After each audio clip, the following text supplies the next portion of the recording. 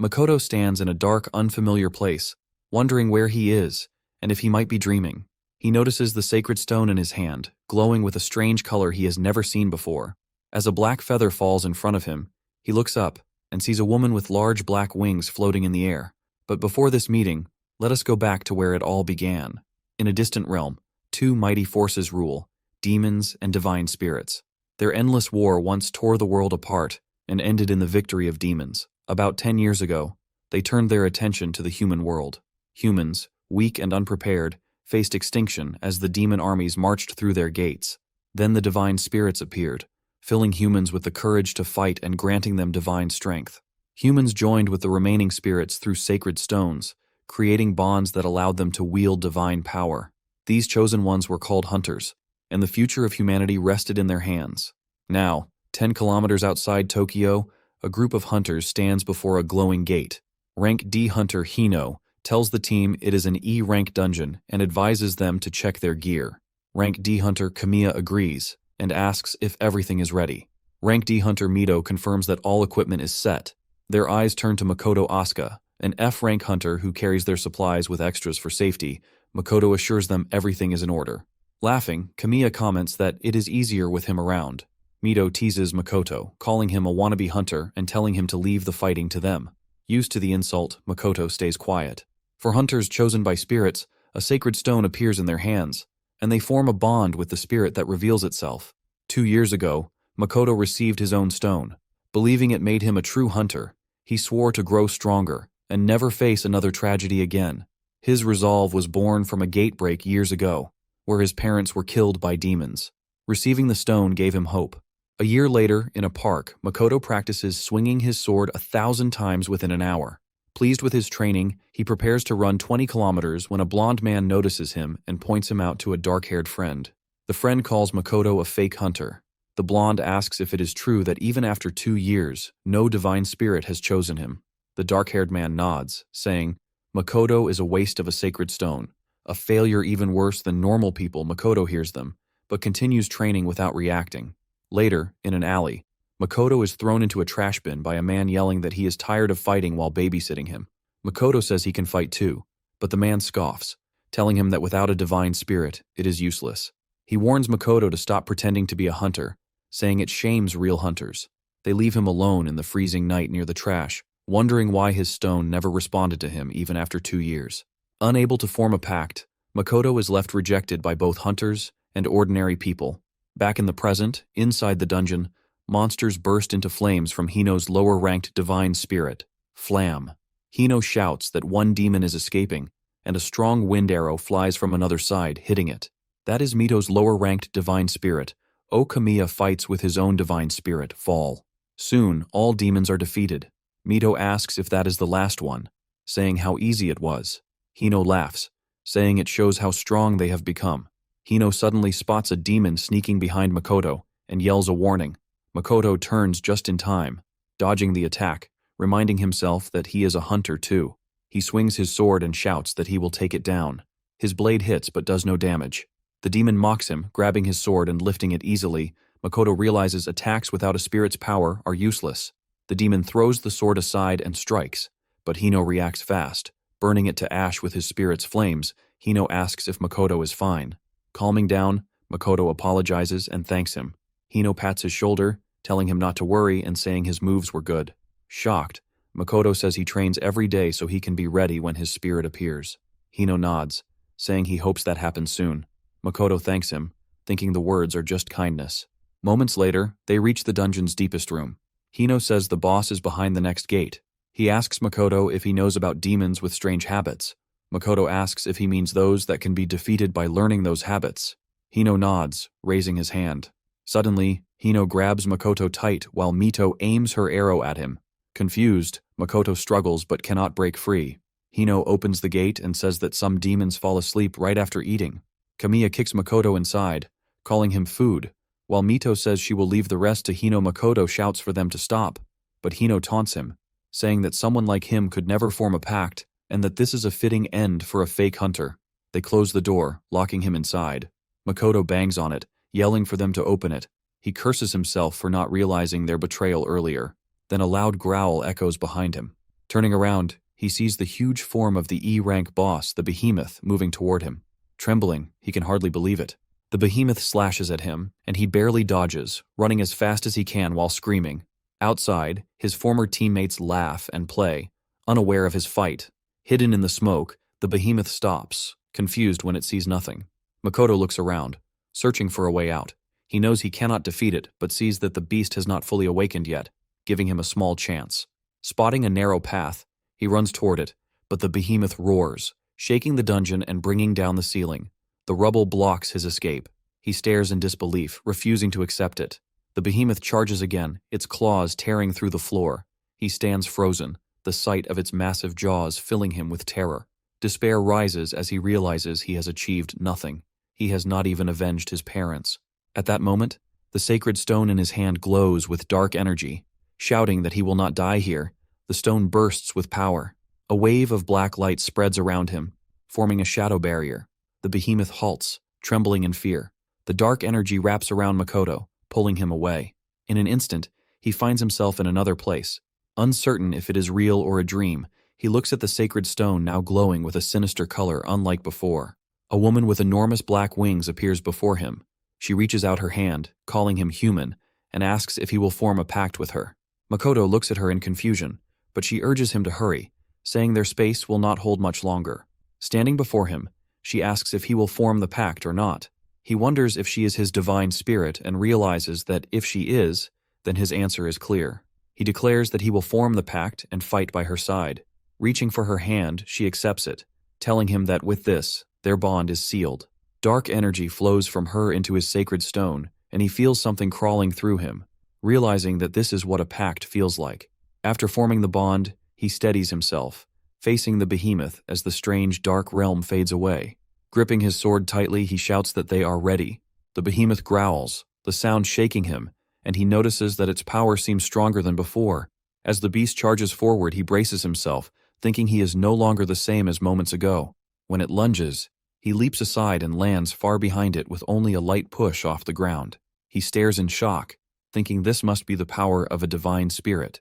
He lifts his sword, filled with excitement, saying it is his turn to attack. But he stops when he realizes he does not yet know what powers his spirit grants him. Panic fills him as the behemoth appears behind him. He dodges quickly, calling to the spirit in his mind, asking what her power is. A voice answers, startling him. She admits she forgot to mention it, making him shout in frustration to focus. She snaps back that he never asked, and he yells that this is not the time for arguments. The behemoth's claws crash into the ground behind him, breaking it apart, but Makoto jumps away in time. Remembering the dark energy from before, he asks if that is her ability. She confirms, and dark shadows burst from his sacred stone. She tells him the power is called Rebellion Shadow, explaining that it allows him to control shadows freely, and that if he focuses, he will instinctively know what to do. Makoto closes his eyes and concentrates. Dark shadows rise from his hand, forming into a long blade, leaving him amazed. She says that it is a shadow weapon, and that for now, he can turn shadows into weapons. Smiling, he grips the dark sword tighter, thanking her, saying this is all he needs to fight. Turning to the behemoth, Makoto mocks it, asking if it is waiting for him, and says it will not get any chances this time. The beast roars, swinging its huge tail and smashing the ground as it rushes toward him. He swings his sword back, then slashes forward, meeting the attack. In one swift strike, he cuts through the behemoth's tail, leaving it roaring in pain. As the severed piece crashes down, the beast glares at him in fury, then freezes as it sees a dark, monstrous figure with glowing eyes behind him. Makoto dashes forward with fierce resolve, shouting that he is not done yet. He swings at its head, but the behemoth jerks back, dodging the blow. He realizes it has learned his attack range and jumps high into the air. The creature retreats to create distance, but Makoto extends his weapon midair, reshaping it into a longer blade, and slashes from afar, cutting into its limbs. As the behemoth screams and collapses, Makoto feels a surge of triumph, noting that his weapon can freely change shape. Facing the wounded monster, he leaps again, recalling his teammates' cruel words, calling him useless and fake, saying he could never form a pact. Now he knows they were wrong. Reshaping his sword into a massive cleaver, he feels his strength has been leading to this moment.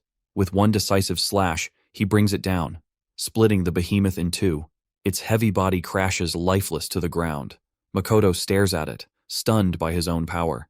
His weapon fades, and with shaking hands, he lets out a breath of relief, overjoyed that he has finally defeated a demon. Drained, he drops to the floor, looking at his sacred stone, and asks the woman if they can now speak. Shadows rise from the stone, and she appears before him. Makoto thanks her, saying she saved him.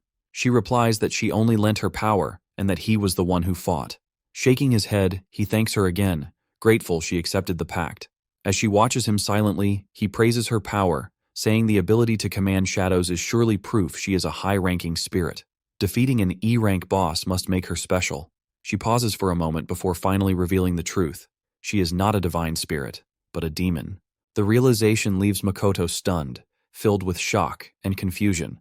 Demons have destroyed countless divine spirits and pushed the human world to the brink of ruin. In response, humans form pacts with divine spirits, becoming hunters to combat the threat. Makoto asks her, puzzled, if she is not a divine spirit but a demon. Clenching her arms tightly, concern clear in her expression, Makoto presses her, saying he needs more details. But before she can answer, the boss room door creaks open, and voices fill the air as someone remarks that Makoto must have been defeated by now. Mito tells her team with certainty that Makoto is likely inside the boss's stomach by this point. But they all freeze, surprised and confused when they see him standing there.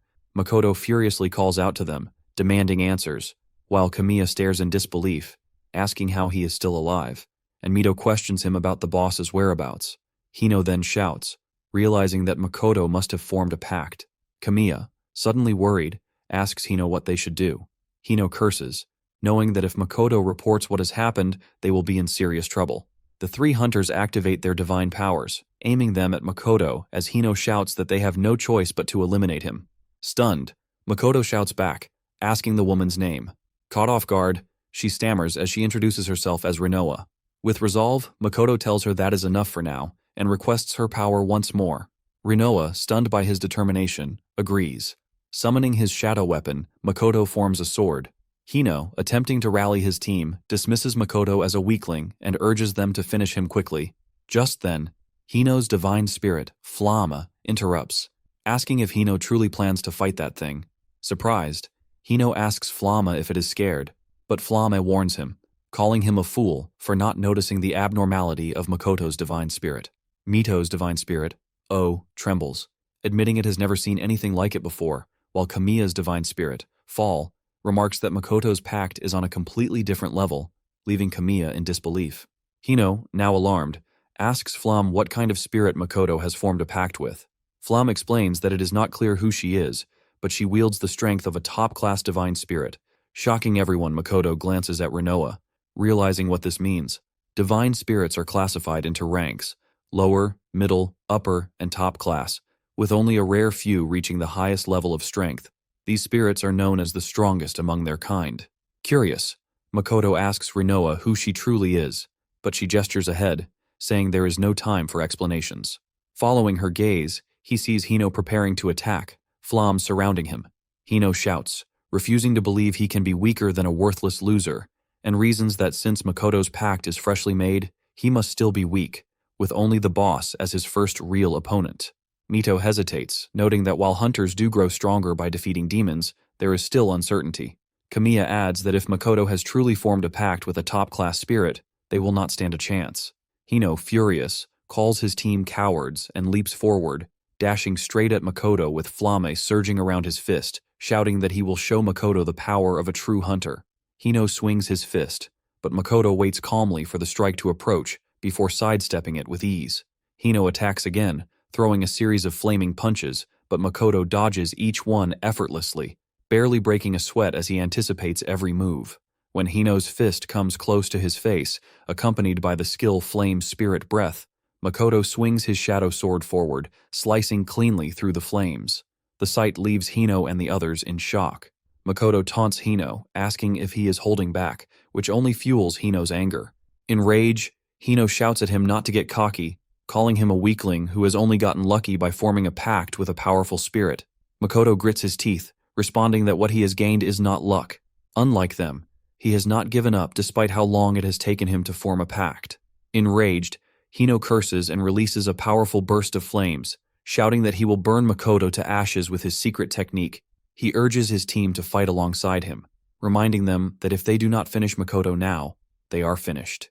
Trembling, Mito activates her divine power, reluctantly agreeing that they have no choice, while Kamiya, equally fearful, curses under his breath and joins in.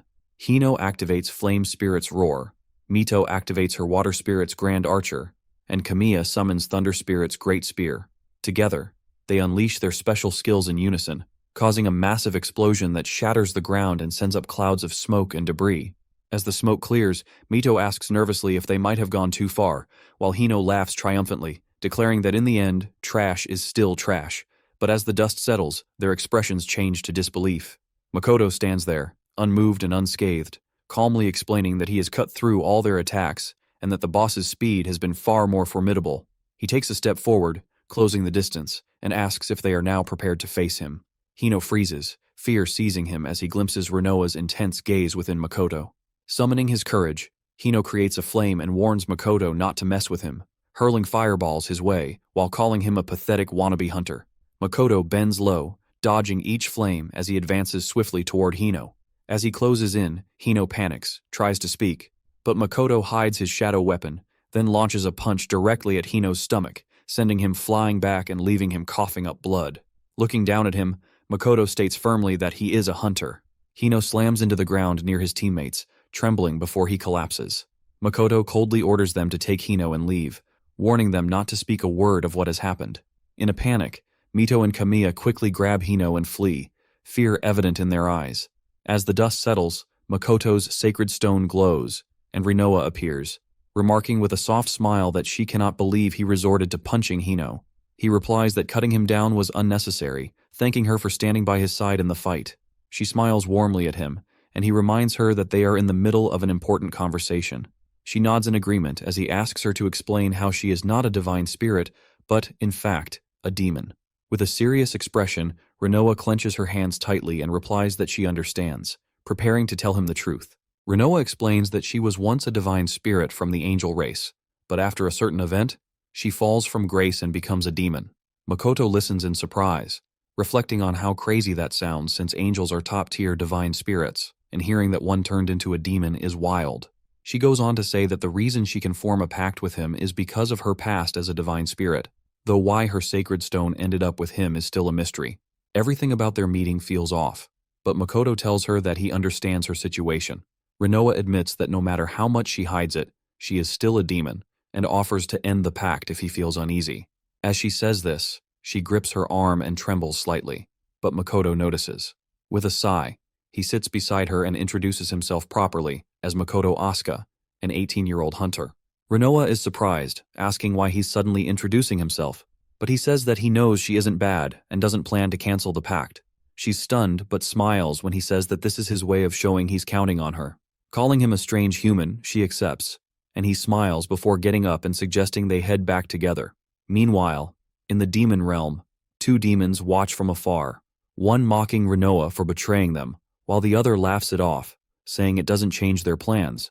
The first one smirks, saying that it's at least entertaining. Back in Tokyo, Makoto enters his small apartment, opens the door to room 3003, and flicks on the lights. The room is basic, just a bed, table, and a few boxes. He tells Renoa to sit wherever she likes. She looks around, unimpressed, saying it's hard to believe humans live in places like this. Makoto asks if something's wrong, and she replies that it reminds her of demon caves, just places to block the wind and rain. He laughs and says it's only a place to sleep, asking if she likes anything in particular. Confused at first, she says she likes beautiful scenery. He notices her looking out the window and suggests adding flowers there. She says that's a nice idea and compliments his taste. Makoto then says that they should buy a new flower each time they clear a dungeon, which makes her smile. Feeling tired, he says that he's going to bed early. When he moves toward the bed, Renoa lies on it too, saying it's small for two people. Makoto blushes, asking if she plans to sleep with him. She says that in the angelic realm, sharing a bed is normal. He asks if divine spirits even need sleep, and she admits she doesn't think so he tells her to return to her sacred stone. She agrees, says goodnight, and disappears. Makoto looks at the stone for a moment before lying down.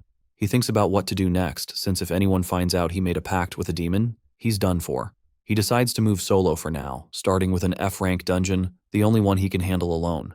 The next day, at the Japanese Hunter Association, He walks in with Renoa, hidden in his glove. He asks if she feels any pressure, but she says she's fine and that hiding the purple stone is smart since it would attract attention. He goes to the counter to register for an F-rank dungeon when the crowd suddenly goes wild.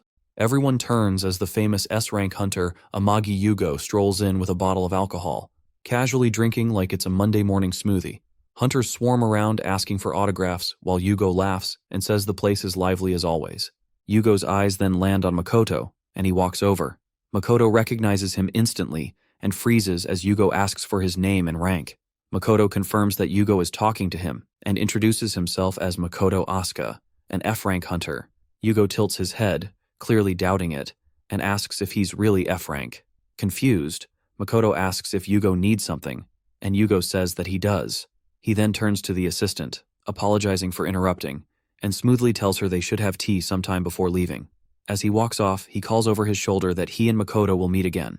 The assistant is left speechless, fangirling over the fact that Yugo spoke to her, while Makoto just stands there wondering if he got flirted with by an S-rank legend. After snapping back to reality, he finishes his registration, takes the dungeon coordinates, and leaves, still trying to make sense of what just happened. He tells himself to stay focused, since this will be his first solo dungeon clear, even if it's only F-rank. When he reaches the dungeon gate, he double-checks the location before entering inside. The air feels heavier than usual. Renoa's voice echoes, asking if F-rank demons are really the weakest, and he says yes, asking if she senses anything weird. Suddenly, something huge charges at him. Acting fast, he summons his shadow sword to block, but the force is insane, throwing him back. He lands hard but not too badly hurt. Renoa checks if he's fine, and he says yes, though shocked, asking what just hit him. Then he sees it, a chaos wolf. He freezes, realizing that those are D-rank demons. Renoa calmly says that this dungeon isn't normal, and Makoto realizes he might have just walked into the wrong dungeon. The wolves surround Makoto as he glances to the side, confirming that the gate is sealed. Renoa comments that he understands the danger, and he replies that handling them all at once will be tough. Steeling himself, he extends his sword's length while Renoa retreats to the sacred stone to avoid distraction. Forcing himself to stay calm, Makoto decides to think later and focus on cutting down their numbers first. He lunges forward to take out one target, but before he can strike, another wolf jumps from behind. He sidesteps fast, but another claw swipes at him from the side. Tilting his head forward, he barely dodges and sprints out of range. The wolves circle him again, and he watches their movements, realizing they're smart and coordinated. A real headache for someone just trying to survive.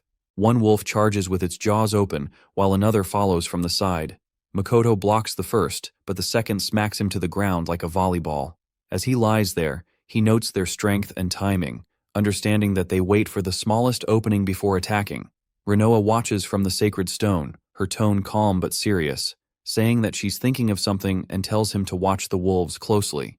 As they move in for another round, a risky idea forms in his mind. He deactivates his shadow weapon, exposing himself to bait them. Renoa is alarmed, realizing that one wrong move could end him.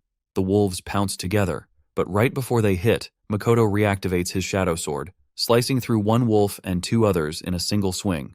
He looks at his sword in disbelief, relieved that it worked. Renoa reappears, praising his bold move and how he used his weakness as bait. He drops to the ground with a grin, saying that he wasn't even sure it would work. She then asks why the dungeon feels stronger than expected, and Makoto agrees, realizing it's not F rank, but D rank. Knowing it's way above his level, he still decides to keep going since the gate won't open until the boss is defeated. As they sense new movement, both freeze. Another pack of wolves appears, and Makoto's patience snaps. He just finished a round, and now more respawn like it's a video game on hard mode. Renoa returns to the stone, saying that things are different now and tells him to try something new.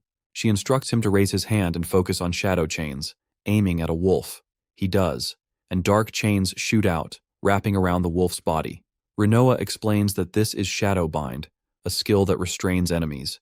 Excited, Makoto drags the bound wolf closer and slices it in half like a pro. Another wolf lunges from behind, but he quickly casts shadow bind again, grabs the chain with his other hand, and swings the creature into the others. The wolves scatter, and Makoto laughs in disbelief, realizing how fun this new ability is. Renoa praises him but warns that Shadowbind drains magic fast. He nods, saying that with this, he can push forward easily. After what feels like forever, Makoto drives his shadow sword into the ground and sighs, Finally done. He looks at the pile of wolves around him. Proud that he isn't even tired, Renoa reminds him that hunters grow stronger the more demons they defeat and says that his endurance shows progress. He looks at his hands and feels a rush of pride, knowing that he's leveling up fast. After catching his breath, he signals to Renoa that it's time to move. As they go deeper, she quietly watches him and feels impressed at how fast he's adapting. His quick thinking, sharp instincts, and gutsy moves remind her of his potential. Soon, they reach the deepest part of the dungeon where a massive gate stands before them. Makoto pauses, feeling his heartbeat quicken. Renoa appears beside him and asks what's wrong. He admits that he's nervous, but also excited since this is what being a hunter means, clearing dungeons and proving strength. She reminds him that this is only the beginning. He nods, gripping the gate and pushing it open. Stepping through without hesitation, he shuts the door behind him and looks up. The air turns heavy as he sees the boss of the dungeon, a towering hell scorpion waiting to test him. Its massive stinger rises as the hell scorpion growls in fury at Makoto's arrival, the air thick with tension as he trembles at the sight. The creature's armor gleams like carved minerals, and he wonders if it is tougher than steel. Renoa senses his fear and asks if he is scared, but he says that he is fine, blaming it on battle jitters instead. The scorpion suddenly lunges forward, slamming its tail into the ground and leaving a deep crater where he had stood seconds ago. Makoto dodges to the side, realizing how fast and precise its attacks are, knowing that even one direct hit would end him. A massive claw shoots toward him, and he barely blocks it with his shadow sword. He leaps onto its arm and slashes down, but the blade does nothing, confirming that the armor is ridiculously strong. The scorpion twists around in rage as Makoto jumps back to a safer spot, deciding to study its movements while dodging, since even the toughest armor should have weak points somewhere. Renoa watches from her realm, quiet and observant, as Makoto attacks again, aiming for its arms and tail, but still no luck. Putting all his strength into one strike, he goes for its head, yet no scratch marks the surface. The scorpion roars, sending a shockwave that makes him cover his ears in pain as the vibration rips through the air. Its tail suddenly transforms into crystal spikes, which it fires at him like bullets.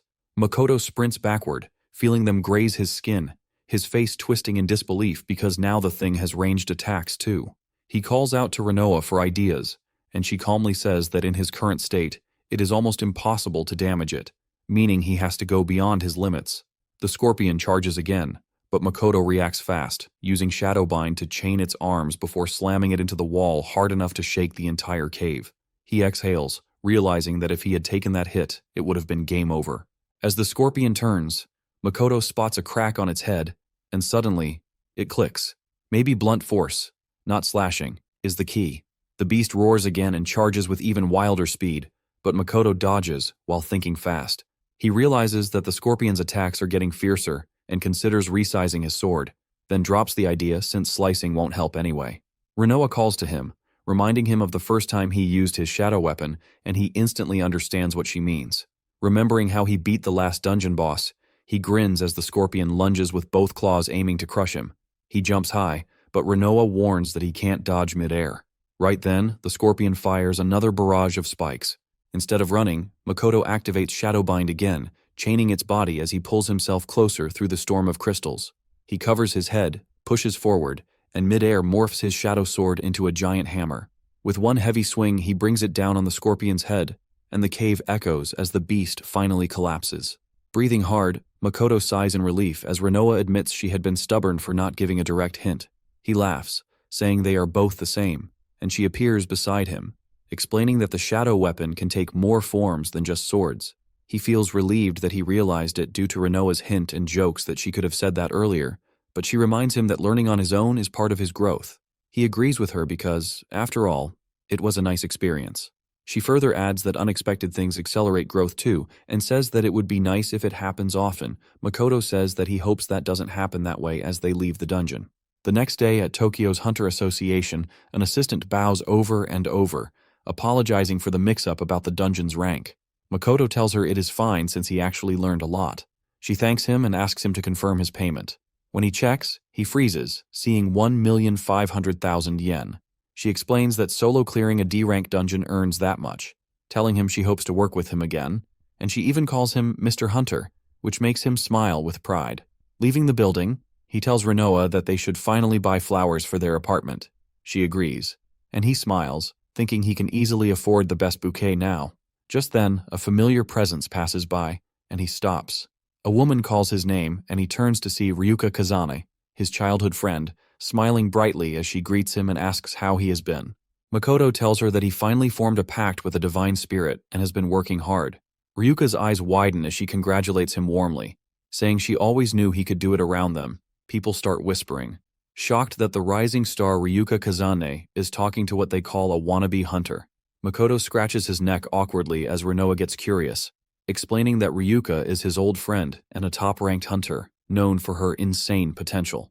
From what he remembers, though, she has a deep hatred for demons, stronger than any other hunter he has met, which makes him wonder how their next meeting will really go. Kazane has always been Makoto's childhood friend, growing up together, sharing every adventure, and somehow managing to keep that same bond even as they got older. It all changed on the day that demons went wild across the earth, tearing through cities like it was their personal playground. During the chaos, a group of demons chased Kazane and her older brother, her brother, realizing how bad it was after a demon scratched him, turned around to hold them off, yelling at her to keep running. Kazane hesitated, wanting to stay, but he insisted, telling her that she had to survive no matter what. Before they could finish, the monster attacked again, slashing at her brother, and he barely blocked it. Its power was terrifying, way beyond what any human could handle, and Kazane could only watch in frozen horror as her brother was crushed before her eyes. That memory never left her.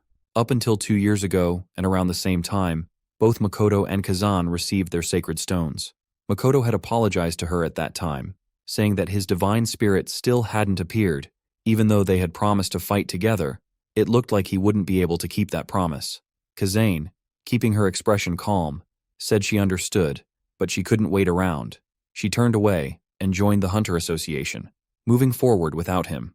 Presently, the two of them sit in a bright little cafe, a place that feels completely opposite from the bloody chaos they've both seen. Kazane beams as she tells him that the parfait is top tier here and even compliments him for solo clearing a D-rank dungeon right after forming his pact. He laughs and reminds her that he's still F rank, but she waves it off, saying it's still impressive and that he's finally living up to his name. Soon enough, her attention is caught, and curiosity lights up in her eyes as she asks about his divine spirit. Makoto freezes, at a loss for what to say. Renoa, his spirit, whispers that she could appear, to which he mutters that it might cause problems. Thinking fast, he informs Kazane that his divine spirit is just a bit shy, and so it's awkward to introduce her to people. Kazane looks perplexed and asks if divine spirits can even be shy. Renoa grumbles under her breath that she's not shy at all, and Makoto tells her to chill. It's a complicated situation. Then Kazane raises her hand, displaying her sacred stone, and says she'll go first in introducing her spirit. And with a soft glow of light, there appears her upper-rank divine spirit, Wave the wind spirit, who bows politely. Wave greets Makoto with politeness, catching him off guard in surprise at how calm and graceful such a spirit is. Kazane then asks if he's planning to take a rank reassessment soon, but Makoto says the next date is still a while away. She encourages him to keep training and suggests they challenge a C-rank dungeon together. He looks surprised, saying that the difference in their strength is still too big and he'd just hold her back. He's also worried that Renoa's identity might get revealed, but Kazane only smiles and reminds him that he used to lead her when they were young, and now it's her turn to lead. Her warm smile pushes away his hesitation. He finally agrees, remembering the promise they once made. Deep inside, he's worried about the risks, but waves it aside as it is an opportunity to grow, which he can't miss. Kazane lights up, feeling happy that they can finally go together and fight. Meanwhile, in the Tokyo Hunter Association building, a large meeting room is packed with high-ranking officials all talking about one big problem. The Majin One Man reports these beings are of human-level intelligence, with power at least A rank, but up until recently, they had stayed hidden. Lately, though, several hunters have fallen to them. He says the strength of the Majin is unreal, like the battle seems like a bad dream. Kamuro, Japan Hunter Association president, listens and then laughs, saying if he were in his prime, he would have hunted them himself, though age clearly has slowed him down. Mishima, section chief of gate management, immediately scolds him, telling him this isn't a time for jokes. She says that according to her system, all the gates have been properly cleared, but survivors keep claiming the Majin show up. After the clear, one person adds that the survivors said they only came after the dungeon was cleared, and another person asks what purpose they could possibly serve if they show up after the battles are already over. Just then, Amagi walks in, asking if the meeting has started. Mishima isn't having it and scolds him, but Amagi laughs it off, saying her angry face is too beautiful to be making an angry face, which earns him a scoff. After hearing the report, he says that he understands and may have a clue about the situation. Mishima warns him not to make up stories again, to which Amagi confidently tells her to leave it to him, claiming he's got time to spare. Kamuro nods, believing in his instincts, and gives him the go-ahead. As Amagi leaves the room, he is thinking about Makoto and how his prediction about the boy might actually be right after all. Later, at an abandoned building, Kazane and Makoto stand before a glowing C-rank dungeon gate. Kazane asks if he's nervous, and Makoto admits that he kind of is, knowing the demons inside are stronger. He's also tense about Renoa being there, worried about how Kazane might react if she finds out. Kazane notices his unease and gives him a light tap on the chest, telling him not to worry because she's got his back. Makoto smiles and thanks her, but adds that he plans to prove he's not just there to be protected. They both step into the gate together, the air inside thick and heavy with demonic energy. 2 C-rank demons stand ahead, growling. Makoto activates his shadow weapon, planning to gauge the situation, but before he can move, a fierce gust of wind rushes past him. Kazane is already charging forward, her spear glowing as it pierces straight through a demon's head, blasting it apart in a clean hit. Makoto remains stunned for a moment as Kazane's expression hardens and she declares that all demons must be wiped out. The rage that burns behind her words is stronger than before, almost intimidating. Turning back toward him, Kazane says she senses another demonic presence. Her eyes narrow as she looks straight at him, asking where it's coming from. A flash of panic courses through Makoto's mind as he realizes that she might have noticed Renoa's energy right from the start. Makoto quickly deactivates his shadow weapon, and as the dark energy fades away, Kazane scans the area with sharp eyes, saying she thought one of the demons might have escaped. Still, she reminds him that the demonic presence she felt earlier was real, and that he needs to stay alert. He nods in agreement while silently realizing that Kazane probably has a higher sensitivity to magical energy emitted by demons, and may have picked up traces of his shadow magic. Renoa confirms it in a quiet tone, adding that Kazane's hatred for demons is no joke. Makoto admits that he wants to explain everything to her, but after seeing her reaction earlier, he decides it's better to wait. His chest feels heavy with guilt as he follows her deeper into the dungeon. They soon reach the middle area, where a swarm of demons bursts out from the darkness like it's a discount horror movie. Kazane wastes no time, activating her wind spirit's mantle as she kicks the first demon flat and slices it clean in half, mid-air. Hovering with the wind swirling around her, she jabs another one through the chest and then spins her spear in a full arc, cutting through a bunch more before they can blink. Makoto stares in awe, thinking she could even fly with her ability. He jumps in, deciding to handle the ground demons himself, and shouts to her that she can focus on the ones in the air. Blocking a claw with his elbow, he slashes through one demon's chest and fires a blast of shadow energy straight through another. He feels that, of course, the monsters here are definitely stronger than the other ones he fought before, but he goes on with the knowledge that he has also leveled up a bit. He shifts his weapon's form from a sword into a gun, and starts firing at the demons around him, blasting holes in their bodies so big their parts seem to be missing. Kazane glances down mid-battle and almost loses focus for a second when she sees the weapon shift shape. She says that she has never seen that kind of ability before, while she watches him change back into a sword and continue fighting. Within minutes, the swarm is gone, and the middle area falls silent again. Kazane lands smoothly, her spear resting against her shoulder as she smiles and tells him that he's more than holding his own against C-rank demons. He thanks her, trying not to sound too proud, as she tilts her head and says that the strange demonic energy she sensed from him earlier seems to have vanished, so maybe it was nothing. He laughs awkwardly, pretending to agree while feeling a wave of relief that she hasn't figured out Renoa's secret yet. A voice in his mind asks if he would keep this forever, and that puts him into deep thought. He knows that, firstly, Renoa isn't an ordinary demon, a reliable partner at that, and if he explains things, she might understand. But then again, her hatred for demons is fatal, and this confuses him as he clenches his fists, asking himself for advice.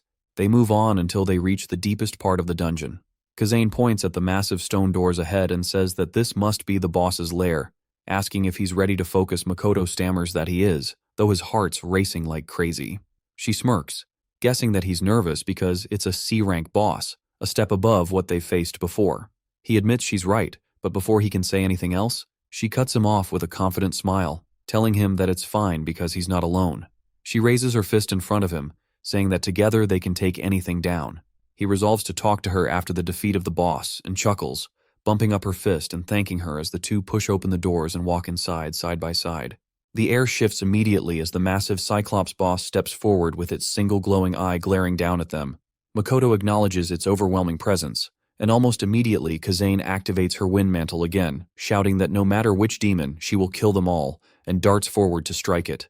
The Cyclops lifts its huge wooden hammer, but Makoto is faster, wrapping it with shadow chains that hold it just long enough for Kazane to land a clean strike at its guts. The Cyclops roars, breaking free, and swings wildly, forcing both of them to dive away.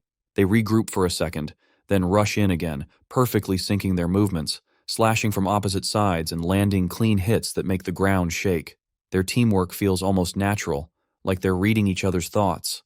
Kazane spins around to target its legs, while Makoto slashes with a scythe, aiming for its knees, while Kazane does the same to the other leg. The Cyclops stumbles with another furious roar.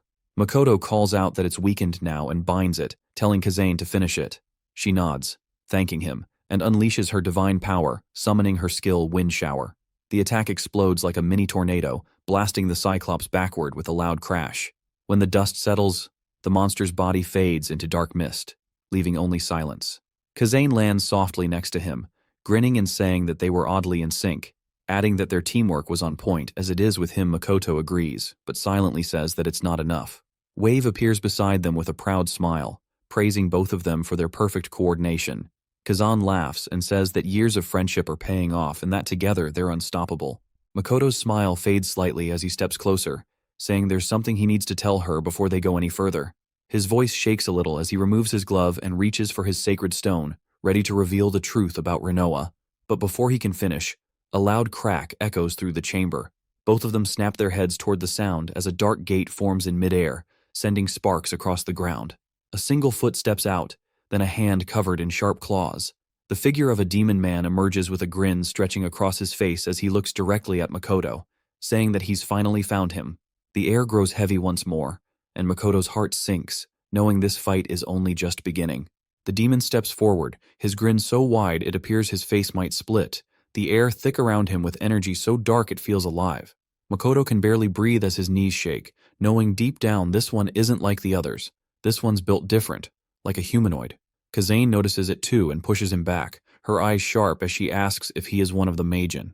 The demon laughs, a sound that makes the air vibrate, and says the name's Grom. Kazane mutters that the rumors were true, then tells Makoto that if they try fighting head-on, they'll be cooked in seconds. She says that she'll buy him time, and he should run. Makoto tries arguing, but the tone she uses stops him cold, the same one she used when her brother made his final stand. She says it's enough if he survives, and before he can stop her, she's gone. The wind bursts around her as she charges, her spear slicing through the air faster than lightning. Each strike carries the roar of her spirit, but Grom moves like he's out for a stroll, dodging with lazy grace and smirking as he says, she's moving in slow motion. The mockery lights a fire in her eyes, and she pushes harder, her energy ablaze brighter than ever. But Grom just dances through it all. It's like watching a storm try to hit the wind itself. When he finally catches her spear mid-thrust and pulls her close, he says that he's got her now, his voice dripping with amusement. She barely escapes as his claws slice through the space where her neck was a second ago, the air hissing from the force. Kazane leans out to her divine spirit, Wave, who in a flash of green light appears right away. She yells out for their strongest move, and Wave responds, their power merging into one raging storm that tears through the chamber. The winds howl like an angry god as Makoto barely manages to shield himself, his shadow weapon buckling under the pressure. Once the dust settles, Grom is standing in the middle of it all, without a scratch. He chuckles, stating that for him, her strongest attack feels like a soft breeze on a summer day. Kazane's jaw clenches, her eyes burning with fury as she holds onto her spear so hard that her knuckles pale. Smiling at her reaction, Grom says her hatred of demons is magnificent, but asks if she even knows why she hates them so much. Confused and angry, she demands to know what he means. Grom points at Makoto with a wicked grin and says that he's the one she should be questioning. He says that Makoto made a pact with a demon. Time stops. Kazane stares at him, then shakes her head and shouts that it's a lie. Grom just keeps smiling. Her voice cracks as she says Makoto would never betray humanity like that, but her words start to tremble when Makoto stays silent. She turns to him, demanding that he deny it. Makoto's heart pounds as he realizes that he can't keep hiding it. He removes his gloves, revealing his sacred stone, and calls out Renoa's name. Light bursts through the room, and Renoa appears beside him, her presence soft but unmistakably demonic. Kazane retreats a step backward, her eyes wide as the truth strikes her like a blade. Makoto attempts to explain how Renoa is different, but Kazane's anger explodes. She raises her spear up, shouting at him that his pact goes against everything they have fought for. Makoto begs her to listen, but she doesn't hear him anymore. Her voice shakes with rage as she speaks of betrayal from their cause, then spins and hurls her spear straight at Grom, saying she will start by taking him down first. Grom catches the weapon mid-air like it's nothing and grabs her by the neck before she can react. She hangs in the air, gasping for breath. He raises his clawed hand to finish her, but a shadow chain lashes out, wrapping around his arm. Makoto yells for him to stop. Grom looks at the chain, laughs, and rips it apart with one pull. He says at least Makoto's finally joining in, then tosses Kazane aside like a broken doll. She crashes hard, the sound echoing through the chamber, and Makoto dives forward, catching her before she hits the wall. He lays her down gently, whispering that he'll make it right. Grom turns to Renoa, his eyes sharp with recognition. He names her a fallen angel in a voice half mocking, half interested. Renoa's voice turns ice hard as she says she never wanted to hear him again. Makoto looks at them, puzzled, and asks if they know each other. Renoa explains that when she first fell from grace, the Majin tried to claim her, but she got away. Makoto's jaw clenches at how close she came to becoming one of them. Grom shrugs and says she may have gotten away, but to the Majin, she is just another number in their eternal army. Renoa shoots him a glare and tells him she will never be one of them. Demons will always be her enemies. Grom bursts out laughing and asks if she does not want payback on those divine spirits who abandoned her. These words cut deep, and she flinches. He says if she joins them, she can destroy whomever she wants. Divine spirits, humans, or demons. Anyone. That this is what freedom really is. It is the response of Renoa. Her voice shakes as old pain surfaces, but no sound comes out. Her hands shake, and tears gather in her eyes. Makoto moves in front of her, his shadow blade forming in his hand, as his glare locks onto Grom. He growls that she's nothing like them. Grom raises an eyebrow as Makoto asks what makes her so different. Makoto says that if being a demon means hurting others for fun, then Renoa's the opposite since she's brave, kind, and always the first to risk herself for others.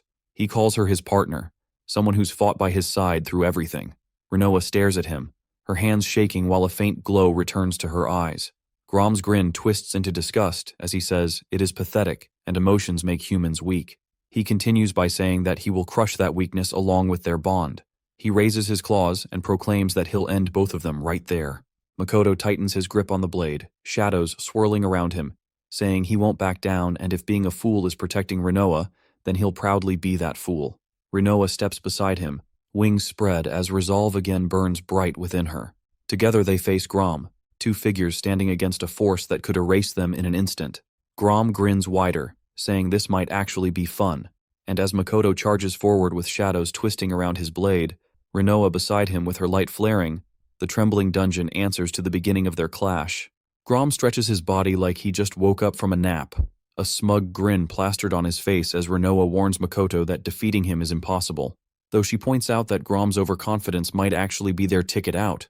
She tells Makoto that escape is their only realistic option, and before she can even finish, Grom dashes forward with insane speed, his movement so fast it almost blurs. Makoto barely raises his sword in time before Grom vanishes from sight and reappears behind him, landing a heavy kick that sends him crashing into the wall. Makoto coughs in pain while Grom strolls toward him like he is on a casual walk, enjoying every second of it. Makoto quickly summons his shadow bind, wrapping Grom's arm and foot in chains before shifting his weapon into a gun to shoot shadow bullets, but Grom just breaks free like it is nothing, catching the bullets mid-air and dropping them to the floor with a teasing smirk. He says that it would have been more fun if he had thrown them back at him, taunting that he must be out of tricks, and that comment alone makes Makoto's blood boil as he realizes that he is being completely toyed with. As the fight drags on, Kazane slowly comes to her senses, her vision blurry at first until she spots Makoto, bruised and bleeding, still fighting that monster head-on. Immediately, she goes into a panic as she attempts to sit up, noticing that Renoa is behind Makoto, helping him.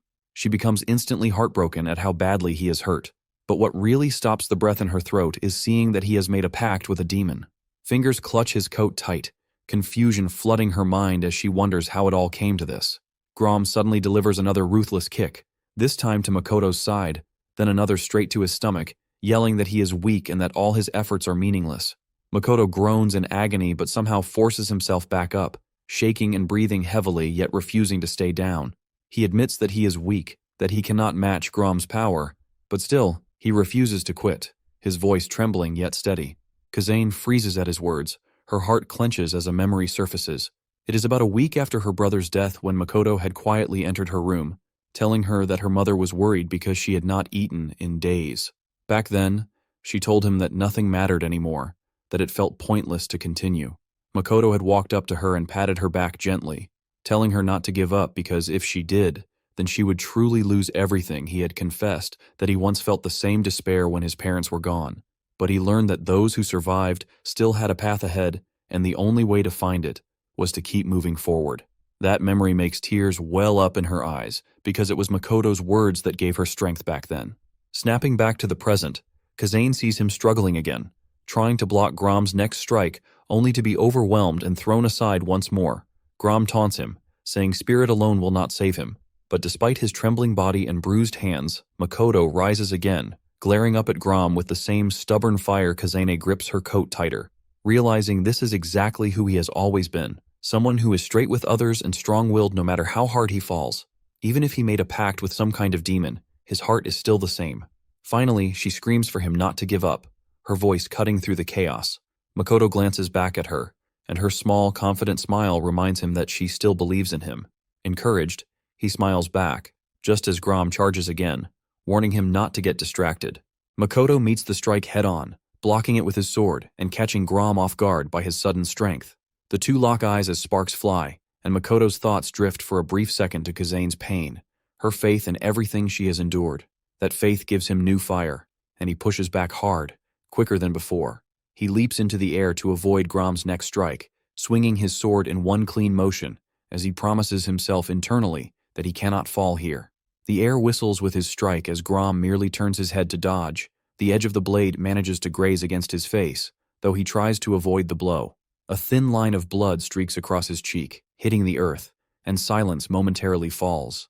Makoto lands and steps back, his breathing hoarse but steady, while Grom slowly licks the blood off his face with a twisted smile.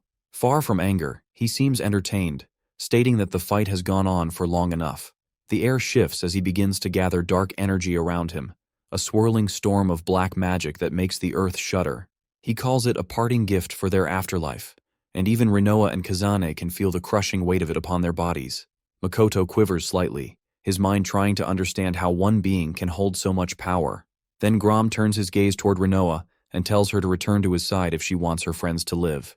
He promises that her obedience might save them, but heavily implies that Makoto's time is over. Renoa looks at Makoto, standing firm despite his pain and giving her a calm nod to keep strong.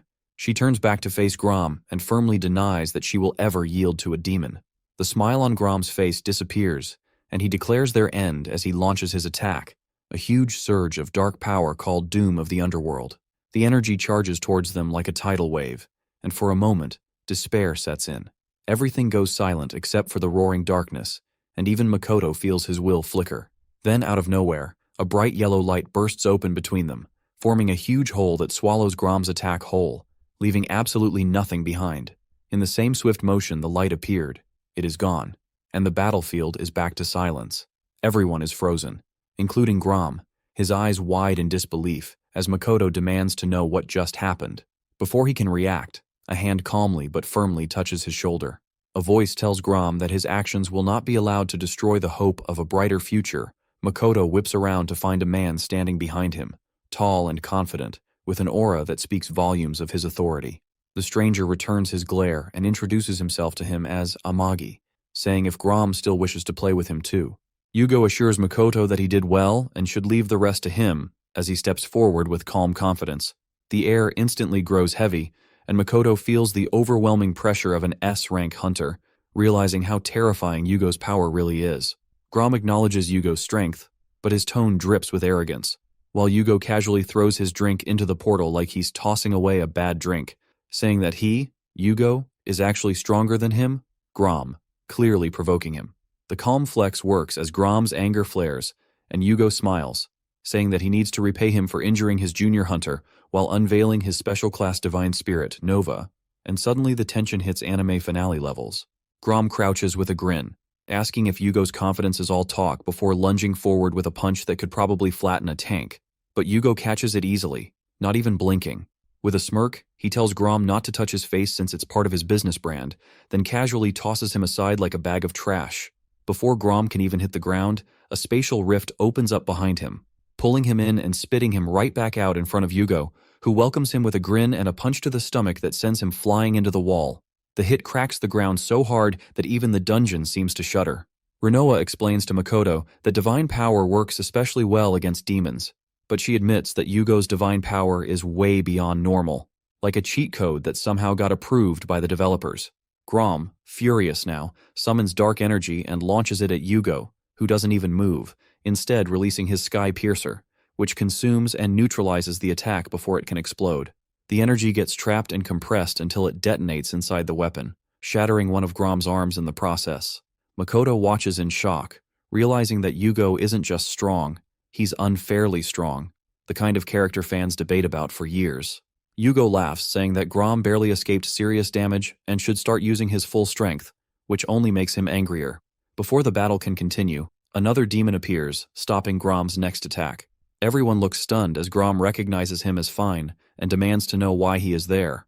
Fine warns Grom that using his power in that state will get him destroyed, then turns to Yugo, saying that if they fought, neither would win easily. Yugo agrees, saying that Fine looks formidable as Fine declares the fight a draw and tells Grom to retreat. Grom protests, refusing to back down, but Fine's glare silences him, forcing him to obey. Before leaving through the gate, Grom threatens the group, saying that he will return and make them regret everything, then disappears, leaving an eerie silence behind. Everyone just stands there trying to process what happened until Yugo breaks the silence, asking if the demons are really gone. Makoto steps forward, bowing and thanking him for the help, and Yugo waves it off, saying that they can talk while heading back. Later, during their walk, Makoto nervously asks if Yugo had always suspected that he had a link to a demon. Yugo takes a sip of his drink and says that he did, explaining that it was why Grom had been following him in the first place. Yugo then turns to Makoto and Kazumi, asking if they finally made peace, which instantly makes both of them freeze. Kazumi says that Makoto hasn't changed, but glances at Renoa and adds that trusting her is another matter. Renoa shrugs, saying that Kazumi can believe whatever she wants. The air turns tense and Makoto panics, trying to calm them both down. Yugo watches quietly before saying that Renoa, being a former spirit with traits close to a demon, might play an important role in what's to come, then assures Makoto that he accepts both him and Renoa as human. The words make Makoto feel relieved and grateful for Yugo's understanding. Fueled by determination, Makoto runs ahead, saying that he will get stronger, stronger than he is now, and his boldness catches everyone off guard. Yugo smiles, rushing past him with lightning speed, and says that he looks forward to fighting beside him one day. Later, on a skyscraper rooftop, a plane lands to pick up Yugo after his report. He tells Kamuro that the demon threat will stay quiet for now. Kamuro thanks him, saying that trusting him was the right choice before bringing up Himuro Yusei, a former A-rank hunter who had gone rogue. Yugo remembers him instantly as the one who caused chaos after being dismissed. Kamuro explains that he was in custody, but vanished without a trace. Yugo sighs, saying that the situation is messy, but he cannot handle it now since he has other matters. He promises to recommend 2 strong hunters and send their data later. Kamuro agrees, saying that he will review it soon. After ending the call, Kamuro turns to a man sitting nearby, apologizing for the delay and telling him to speak. The man introduces himself as Uesugi Ogi, a former disciple of Himuro Yusei, and a current A-rank hunter, saying that he plans to stop Yusei once and for all. The air turns serious again, marking the start of a new arc that promises even bigger chaos and stronger opponents. Like the story just unlocked its next boss fight. Years ago, Uesugi Uji trained under his master, Himuro Yusei, a man known for being both a genius and a headache. During their talk, Uji says that he wants to be the best hunter out there, and that he will take his duties seriously, but Yusei waves it off, calling him too stiff and saying he does not want a boring disciple. With a playful jab to Uji's back, Yusei tells him to chill out and enjoy being a hunter, reminding him that not everyone gets the chance. Uji keeps insisting that a hunter's responsibility should come first, but Yusei cuts him off, saying that if Uji wants to stay his student, he needs to loosen up and stop chasing perfection. Instead, he should follow a path of his own, and not become a puppet of the association, which Yusei calls useless. OG finally nods but admits that he could never be like Yusei, which makes the man grin and ask if Uji is mocking him while laughing like he just won an argument in an anime flashback.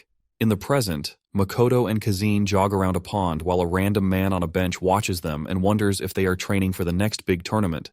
Kazine brings up the flower shop Makoto visited after their dungeon expedition, and Makoto says that it was because Renoa likes pretty things, adding that her presence makes the room feel brighter. A man nearby wonders how many laps they have done, which honestly makes sense because they have been running forever. Kazine asks what else Renoa likes besides flowers, and Makoto hesitates, saying that she should ask Renoa directly. Renoa, overhearing, flatly says that she has no particular likes, and Kazine tells her to be more friendly since they are on the same team. Renoa reminds her that it was Kazine who said she does not trust her, brushing off the comment. Frustrated, Kazine raises her voice, saying that she dislikes Renoa's attitude, while Makoto tries to calm them down, but both tell him to stay out of it, leaving him standing there like a forgotten side character. As they continue running, they overhear a couple talking about a criminal hunter who had escaped from prison. The woman sounds worried, while her boyfriend says they should just go home. Makoto turns to Kazine and asks if she knows anything about it, and she says that the escapee is Himuro Yusei, a former A-rank hunter who was incredibly skilled. She wonders what could have made someone like that turn into a criminal. Makoto's phone suddenly buzzes with a message, and Kazine's does too.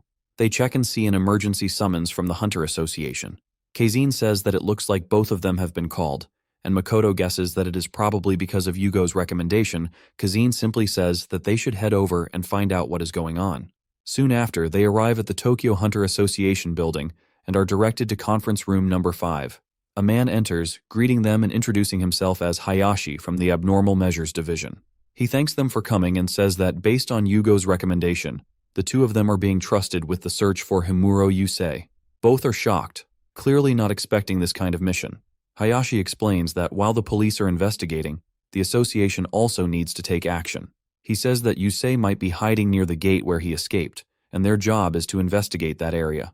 When Makoto raises a concern about how dangerous it sounds, Hayashi reassures him, saying that they are not going alone since an A-rank hunter will be joining them. Moments later, the door opens, and Kazine freezes when she sees Uesugi Uji walk in. Uji greets her, saying that it has been a while since they last met. Hayashi confirms that their team is now complete and excuses himself, telling them to review the documents before leaving. Kazine smiles, saying that it really has been a long time since they cleared a gate together, and Uji nods. Makoto looks at him in awe, remembering that Uji is the only prodigy of their generation to achieve A rank. He introduces himself, saying that it is an honor to work with him, but Uji does not shake his hand. Instead, he simply says that he was the former disciple of Himuro Yusei, and that he has no plan to team up with them. Both Makoto and Kazine are stunned as Uji picks up a tablet and says that finding Yusei is his personal duty, calling them a distraction. Kazine argues that teamwork is essential, but Uji says that he does not need anyone's help and walks out. Makoto tries to stop him, saying that it would be smarter to split tasks, suggesting that he and Kazine could handle the demons in the gate, while Uji focuses on locating Yusei. Uji pauses, giving him a cold stare, but Makoto keeps going, saying that they are hunters and cannot ignore the mission. Kazine agrees, saying that they will do their best to contribute. Uji sighs and says that they can do whatever they want, making it clear that he will move alone. He walks out, ignoring Makoto's call to coordinate. Makoto turns to Kazine, worried, but she tells him to follow Uji for now, since they will figure things out later, like every other anime team that starts in chaos. That night, an abandoned school stands silent, its barriers shattered. 3 middle school boys sneak inside, talking about claiming the place as their territory. The first boy says that they can divide the floors, while the one in the cap says that the school is way too big to control. As they walk, one of them shines a flashlight into a classroom and spots sharp ice spikes blocking the area. They wonder if it is a dungeon gate and why it is frozen. Panic hits when one boy goes silent, and the others look back to see him frozen solid. Before they can react, the ice spreads, trapping them too. A shadowy figure steps out from behind the ice and snaps it apart, the frozen boys shattering with it. The man mutters about how troublesome it is to have to leave corpses behind before turning to the gate and sealing it shut with his ice power. With cold eyes, he says that he will take revenge on the association, convinced that his actions are justified, revealing himself to be Himuro Yusei, the former A-rank hunter.